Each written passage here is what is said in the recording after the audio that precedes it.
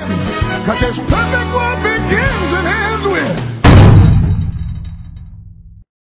mon monde parfait, pas de place pour quelque chose d'aussi incohérent que les Pokémon.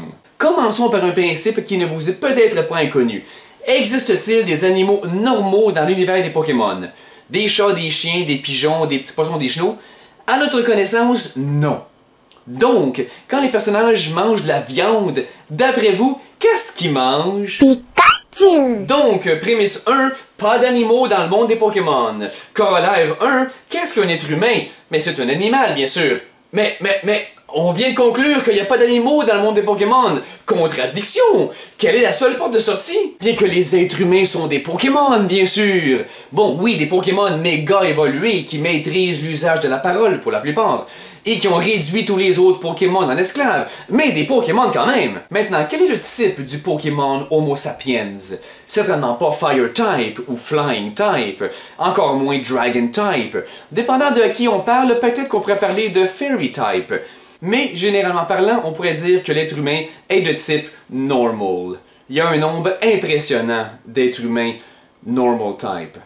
Ben normal. Mais attention, même s'il n'y a pas d'animaux dans l'univers des Pokémon, assurément il y a des végétaux, non? Regarde tous les végétaux, du gazon, des arbres, de la forêt, des adolescents. Mais sommes-nous bien sûrs? Un nombre incroyable de Grass-type Pokémon nous prouve que les plantes aussi peuvent s'avérer des Pokémon. Surtout ce beau zoo-là qui nous indique que tous les arbres de toutes les forêts seraient peut-être tous des Sudowoodo ben chill. Si une bébête qui ressemble à un chien peut interdire l'existence d'un vrai chien, logiquement une patente qui ressemble à un arbre devrait interdire l'existence d'un vrai arbre. Donc, prémisse 2, toutes les plantes sont également des Pokémon.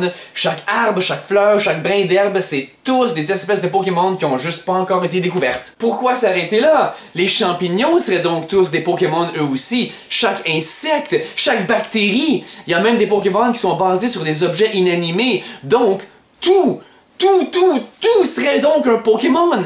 Même les Pokéballs seraient-elles des Pokémon elles aussi. Tu pourrais pitcher une Pokéball pour en attraper une autre. Parlez-moi de Pokéception. Ça a même été prouvé que Dieu est un Pokémon. Conclusion, si toute matière, vivante ou pas, est un Pokémon, les Pokémon deviennent tout d'un coup pas mal moins innovateurs et excitants. La franchise devrait plus s'appeler Pokémon, mais bien le stuff. Et tout d'un coup, Gotta Catch 'em All devient pas mal moins réalisable. Abonne-toi, donne un like et abonne-toi. Abonne-toi, donne un like, donne un like.